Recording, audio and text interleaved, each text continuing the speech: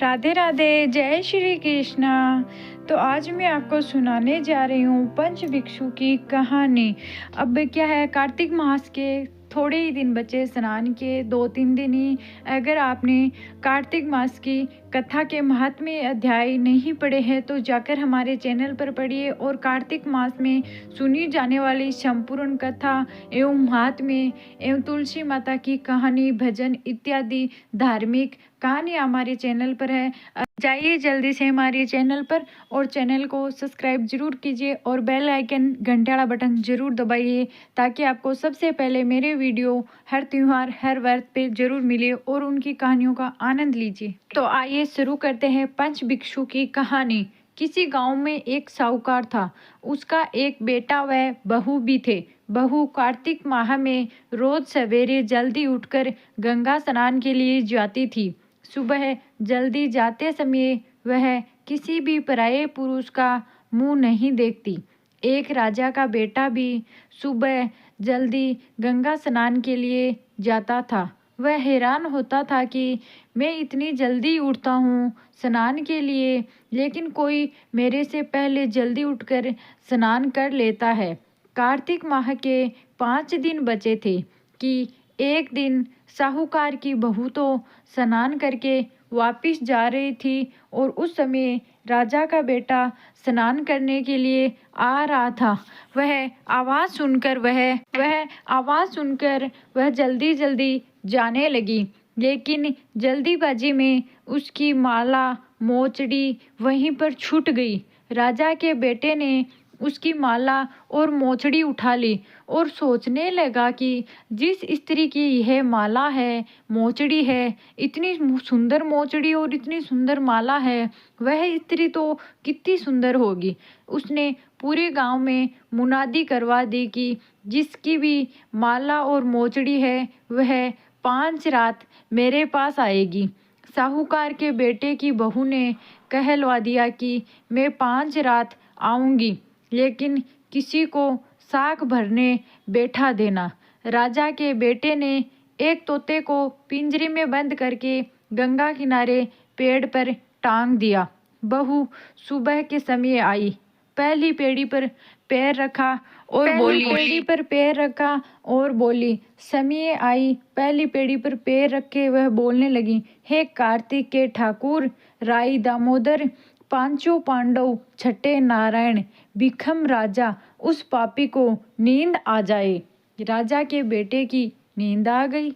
बहू नहा धोकर चलने लगी तो तोते से बोली, सुआ ओ सुआ, तेरे गल डाऊंगी हीरा, मेरी साख भरियो वीरा। सुआ बोला कि कोई वीर भी साख भरता है क्या? वह फिर बोली, सुआ ओ सुआ, सुबह तेरे पग घालूंगी नेवर, साख भरियो मेरे देवर। सुए ने कहा, ठीक है भाभी, मैं तेरे साख भरूंगा। वह तो कहकर चली गई। राजा का बेटा हड़बड़ाकर उठा और सुए से पूछा, सुआ ओ सुआ, वो आई थी क्या? कैसी थी? सुआ बोला, आबा की सी बिजली, होली की सी झड़, केला की सी कामिनी, गुलाब का सा रंग। अगले दिन राजा के बेटे ने सोचा कि आज मैं अपनी अंगुली में चीरा लगाऊंगा जिससे मुझे नींद नहीं आएगी। अगले दिन राजकुमार अपनी अंगुली को चीर कर सो गया। वह आई और भगवान से उसी तरह प्रार्थना करने लगी और राजकुमार को फिर से नींद आ गई। वह स्नान करके फिर से वापस चली गई। सुबह सुबह राजकुमार ने तोते से फिर से पूछा तो उसने भी वह सारी बातें दोहरा दी।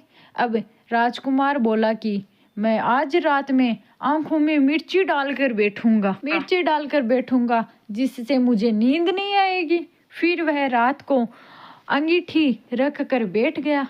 साहूकार की बहू आई और वह फिर से भगवान से प्रार्थना करने लगी कि आपने 4 रातें तो निकाल ली, अब ये रात और निकाल दो भगवान। भगवान ने उसकी बात रख ली और राजकुमार को नींद फिर से आ गई।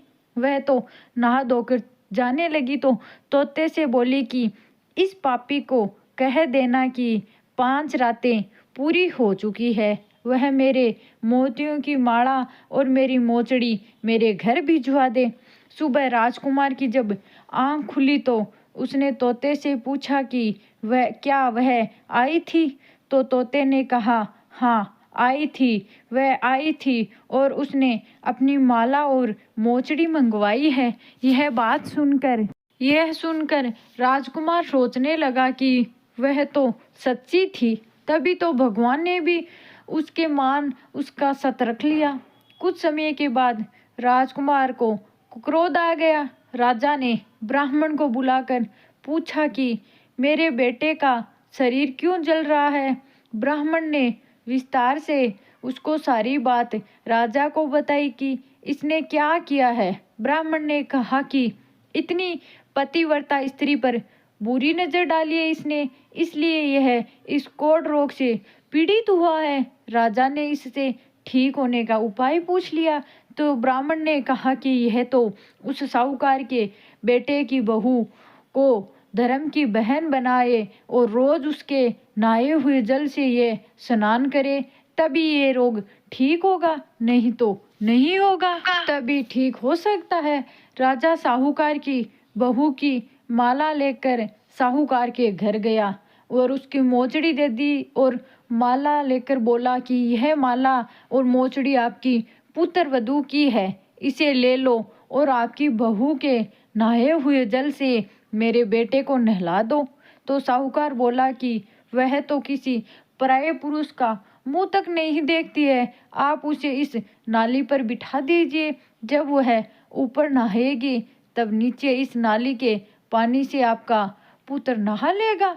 राजकुमार ने ऐसा ही किया और कुछ समय बाद उसका शरीर चंदन के जैसा एकदम ठीक हो गया।